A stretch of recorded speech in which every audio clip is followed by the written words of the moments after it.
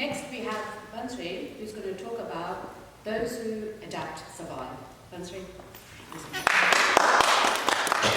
Imagine the waves churning and chopping, the sea hurling itself at the hull of the ship, and the ship swaying on the ocean, knowing just when to fight, just when to go with the ocean's might, and to fight against the storm. It was on this ship, one of many, that navigated on the sea lanes between India and East Africa, that my grandfather was born. My grandfather is a simple, hard-working, honest man. Having the privilege of living with him, I've heard many of his stories that never cease to inspire me. I want to share one of these with you. On the crisp morning of 18th of June 1971, my grandfather arrived from Kenya to London with my grandmother and his 3 young boys, all under the age of 12. This particular story, what I've learned from it is that those who adapt, they survive.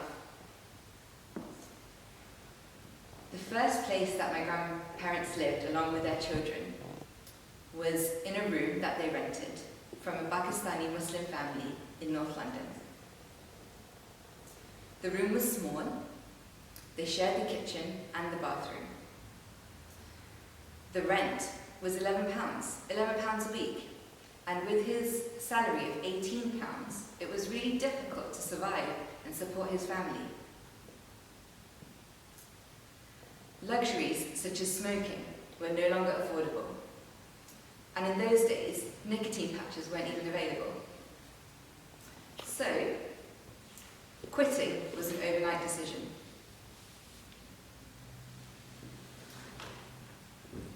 My ba, who had never worked, started to work.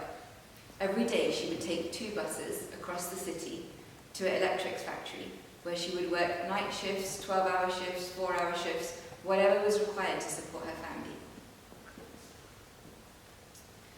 On listening to this story, I asked my dada, how did you feel when Ba started to work? Of course, assuming that traditionally it was the men who were the breadwinners of the family, and it wasn't normal for women to go out and work. He replied, softly, Amneji karwanu hatu ikairu. Simply, this means that we did what we had to do.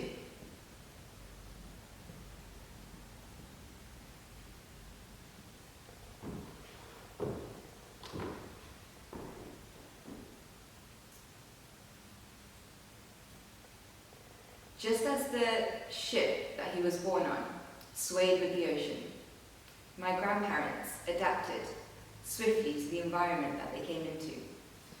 Gone were the lighthouses and the beaches of Kenya, and these were replaced with the lush green gardens with fragrant British roses. Jambo, habari yako, that Swahili mixed with Gujarati, that was quickly changed into this posh Queen's English. They adapted. They survived. Now we've seen that the ocean plays a central part in my grandfather's life.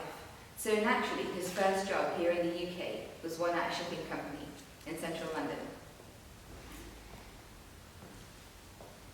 I want to stop here. Do you ever wonder, when our grandparents came to this country, what were their dreams made of?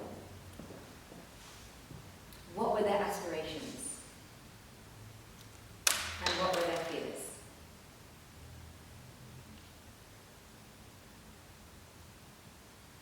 My dada told me, every evening as he returned from work, he wondered, will I meet the rest of my family tonight? Will we all make it home safely? He worried about his 3 young boys, who all went to different schools in North Finchley, and at this time there was a deep-rooted culture of racism and bullying. And for my young father, along with his 2 brothers, surviving was a daily challenge. If they made it through the school day without any scratches, then navigating home had to be done very tactfully. They had to avoid being tripped up, and they had to avoid those accidental punches that somehow made it to their faces. And the already familiar taunts of, "Oi, Paki, go home."